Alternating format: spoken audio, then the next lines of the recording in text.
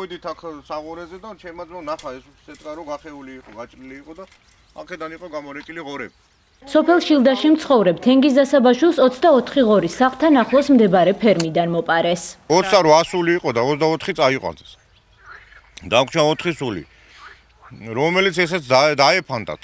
სადაგზადა იქ ქუჩაში ვიპოვეთ აქა-იქა, ზოგისად ვიპოვეთ. როგორც ეგეთი რომ აქა ყოფილიყო ბინაზე, აქ არაფერი არ დარჩენილა. თენგიზ დასაბაშვილის თქმით, ღორები ბანკიდან აღებული კრედიტით ყავდა ნაყიდით, რომლის გადაუხდელობის გამოც უკვე მიიღო გაფრთხილება, რომ სახსა და მიწის ნაკვეთს გაუყიდიან. აი რამხელა ტერიტორია გვაქვს, აქ გვინდოდა ჩვენ მეურნეობა გავუკეთებინა. გვაქვს ესხი გამოტანილი, ჩასაბარებელი გვაქვს ეს ფული და გვართმენ ამ ადგილს ბინას.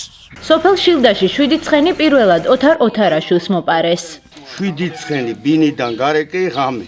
ვერაფერი ვეღარ გავიგე, მილიცია გამოაცხადე, ინდე აბა დღესა გზაშია. შილდაში 2 კვირის წინ 200 ლიტრი არაყი, 5 დღის წინ კი 4 ცხენი მოიპარეს. აი სახლი ისეთ ჩემი სახლია და ეს სახლი არ არის საბაშოს ხო არ არის. 30 მეტრი იქნება იქიდან აქამდე. 220 ლიტრი სავსე იყო. გავატოკე და цаრილა იყო იქიდან უნდა ჩემი მესხავით უნდა აღარ იყო. გაგვიცილეს იქ ერთი მწყემსი იყო.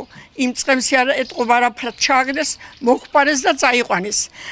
ეხლა კაპიკ ვარდებთ რომ რამდენიმე გოხარჯა იმ ცხენები ვეძებთ. დაზარალებულები ამბობენ, რომ პოლიცია არაეფექტურად მუშაობს, რადგან ამ დრომდე დამნაშავეების პოვნა ვერ შეძლეს. მათივე თქმით, ქურდებს მფარველები პოლიციაში ჰყავთ. ბატაჭკარათინა წაიღოს ამ მილიციამ ესეც. წაიღოს იმ ყაჩაღემად ყურიათ რო არსებობენ. ხალხს აშინებენ, თვითონ აპარინებენ შვილებს. ტელეფონზე არ ამპასუხო ჩემი გამოუძიებელი და რა ვის რა უთხრა რა ვიცი. ურეკავ ზარი შედის იგივე დაყენებული ტელეფონი არ ამპასუხოს.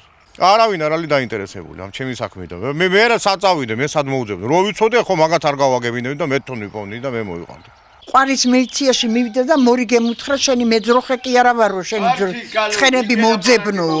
აი იმას იქ რა უნდა რო ითაზის.